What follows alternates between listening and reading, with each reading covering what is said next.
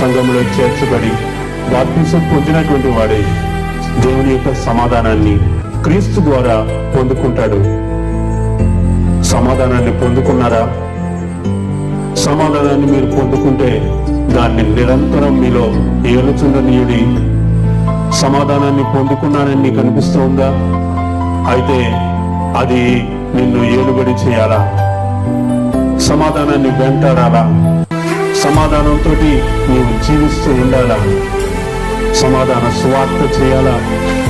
సమాధానంగా జీవితాంతం కొనసాగుతూ ఉండాలా? ఎందుకంటే సమాధాన స్థితి క్రీస్తును కలిగినటువంటి స్థితిని తెలియజేస్తా ఉన్నది.